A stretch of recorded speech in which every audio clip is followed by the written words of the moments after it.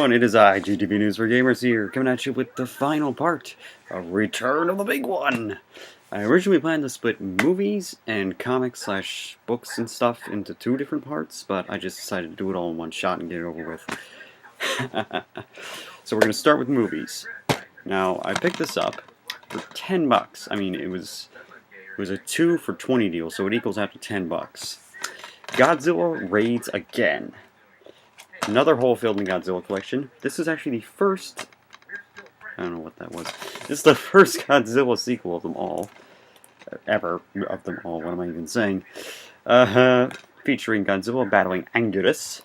And the English dub was originally presented as Gigantus the Fire Monster, born out of a failed production in America of the Volcano Monsters, which was going to feature the suits of Godzilla and Gigantus. They even sent them over from Toho to the studio, but it never got made, and instead they simply dubbed Godzilla Raids Again, and said Godzilla's Revenge. Wrong movie. This is so much more enjoyable than that train wreck. And it pains me to think that I'll have to get that movie, because, darn it, I'm a completionist and I want all the Godzilla films. So yeah. 10 bucks for that. This was, I believe, $1.99 at Value Village recently. Retro Media's Drive-In Theater. Freezing horror as a living nightmare strikes from the depths of the sea. The Phantom from 10,000 Leagues. From Retro Media Entertainment. This is a film, a black and white monster film. When was this released? I know pretty much next to nothing about this film. But I love these old school kind of monster movies. These black and white, crazy adventure, just, you know, cheap special effects. Weird looking monsters.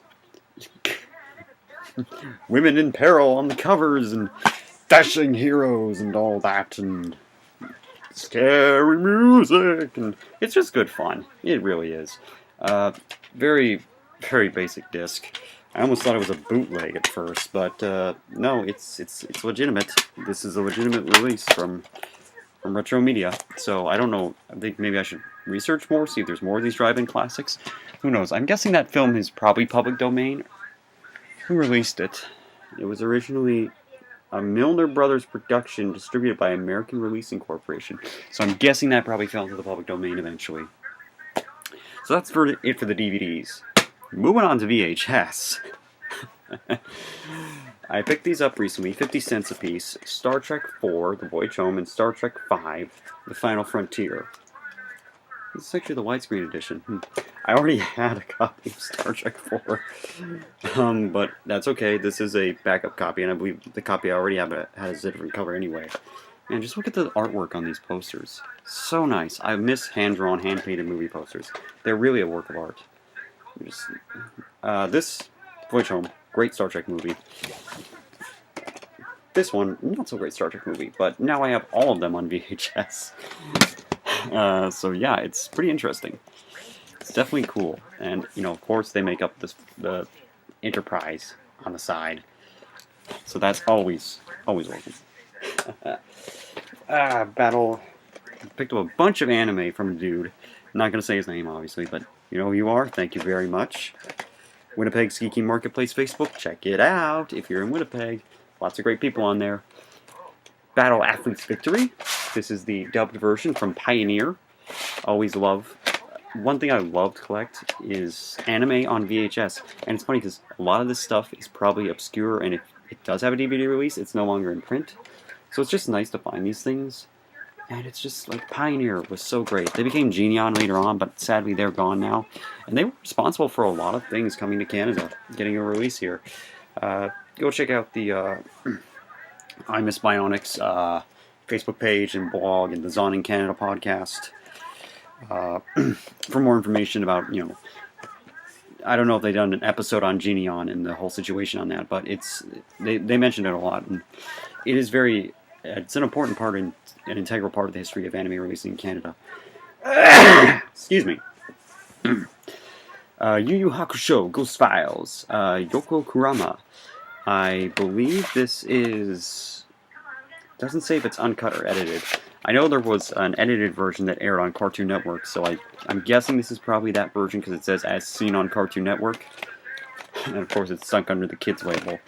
But they did that for a lot of anime, even Ninja Scroll of all things. Episodes 54 to 56. I never really watched Yu Yu Hakusho, Yu Yu Shabadoo as the thrift builders call it.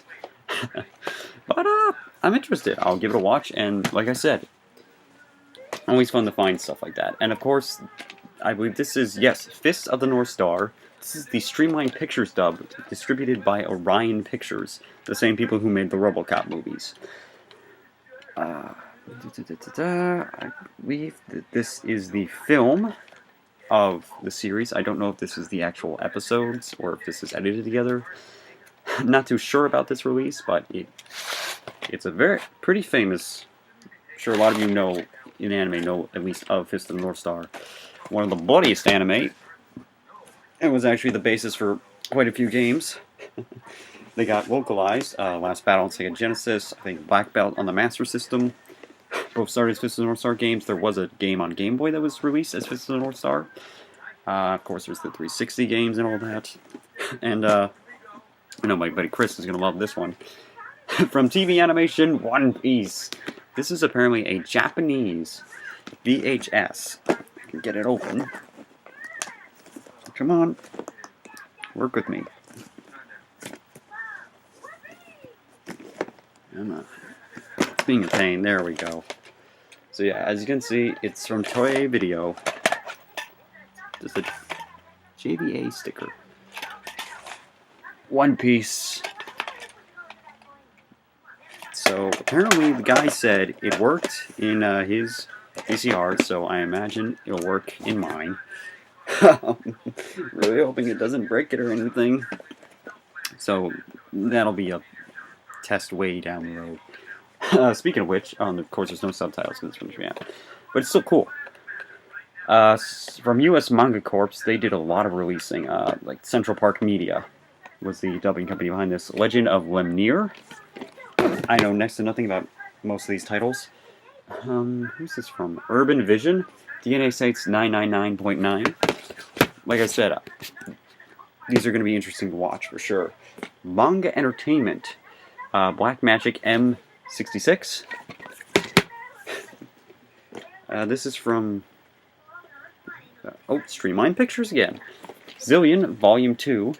I have Volume 1. I'm sure fans of the Sega Master System know that this anime was the basis for 2 games. Zillion 1 and 2 on the Sega Master System. Which I've heard are actually fun. I gotta get into Master System collecting someday. Also from Manga Corp, Central Park Media. Voltage Fighter Gaukaiser, Round 1. I'm pretty sure I butchered that. And of course, the one I have seen out of all of these, aside from obviously One Piece, which I watched the 4Kids dub of growing up on YTV. Terrible dub in retrospect, but it was kind of cool. I had no idea at the time. Bubblegum Crisis, Tokyo 2040, Trial by Fire. Sorry, it's after 10 a.m. or 10 p.m. See, I can't talk straight. So that's it for movies. A lot of anime, some classic monster movies, and of course, the king of the monsters himself, Godzilla. So we're going to move on to books and comics quickly. Found this at the thrift store. The Art of Star Wars, Episode 1, The Phantom Menace. This is an excerpt of the book. Like, there's a larger version of it, but I know Phantom Menace, not the greatest Star Wars movie by any stretch. Everyone knows that that's The Empire Strikes Back. Look at that. Look, it's nice though. I like the art of filmmaking. I'm an artist myself a little bit, and I like seeing how things developed and changed from their original vision. And I mean, this is just beautiful stuff. It's no Ralph McQuarrie, but it's still fantastic. Just look at this. This is all from the production of Lucasfilm. This is all Lucasfilm original. Like, taken from their archives. It's pretty funny. It's just... No, not funny. It's cool. Look at that. That's beautiful. It's like that is a painting. I mean, just look at all this stuff. I'm giving you a little run through the book. Look at there's R2-D2. Yeah, it's crazy. Look at that! Look at that! Look at that sweeping landscape. Hey, get a load of that. Look at that creepy SOB. That was the original version of Darth Maul they came up with. It's actually a funny story. Apparently it was George Lucas told the artist, draw me your worst nightmare. And he produced that, and he said, okay, draw me your second worst nightmare. So it was bad. Also found this at the thrift store. Thor: The Dark World, the movie storybook. It's got some very comic booky art to it. It's mostly it's not the full movie. I think it's mostly like the first hour of the movie. It's pretty cool. You know, it was only like $1, I think. So, you know, I wasn't gonna pass up the little 4 action, and look at that. That's badass right there. Not a good movie, but you know, I'm sure it'll be a decent storybook. GoBots, the GoBots, War of the GoBots. I was super happy to find this. I love these like golden book storybooks. I had so many of these as a kid. I had like Spider-Man, X-Men, and Batman. Here's Leader 1. You look at this. So cool. I actually have amassed a neat little handful of GoBots, and I believe I have some sitting out in the garage, including Psykill, the evil leader of the evil GoBots.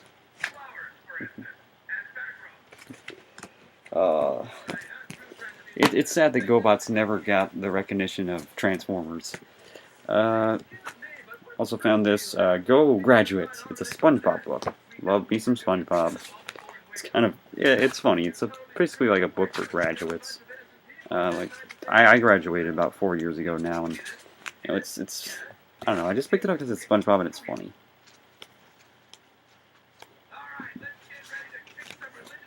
Uncle Nutcase tries to fly. Oh, that was a good episode. Speaking of Transformers from the GoBots, I found these at Value Village for $1.49 each in the children's chapter book section. All children's chapter books are $1.49 each. The Transformers Earthquake. These are basically choose your own adventure books, or I'm sorry, Find Your Fate junior books. But these are like, take a look at the illustrations here. That's cool, right? That's awesome. So cool. I love it. And what's funny is that the artwork around here, it's mostly based off the toy artwork and not the cartoon models. Like, as you can see on the front, Windcharger doesn't really have a face like he did in the cartoon. It's like his toy. And also picked up Decepticon Poison. What is up with Bumblebee? It's got like those beady red eyes. It's kind of creepy. Of course, there's Megatron with his legendary Dick Trigger. You can only get away with that in the 80s. And Skywarp. We got all the Seekers. And of course, you know, same deal as the other book. Look at that. Megatron leading the Seekers in the battle. Wait. I think one of those is... I think that's Thrust. Yeah, it looks like Thrust. Bumblebee fighting Laserbeak, or is it Buzzsaw? Ooh, look at that. Boom. Launching Sunstreaker into battle. Woo! That's what it looks like Grapple's doing. Now that's a cool illustration right there. Oh, man. So cool. I also picked these up from Galaxy, the local comic book store.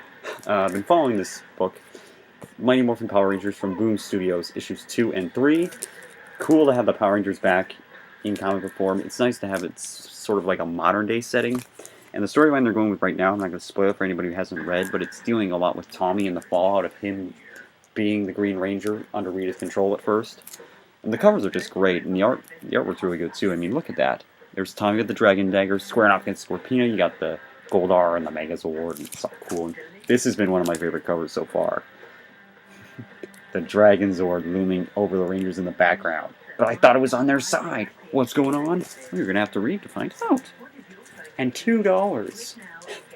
The first issue of Marvel Superheroes Secret Wars.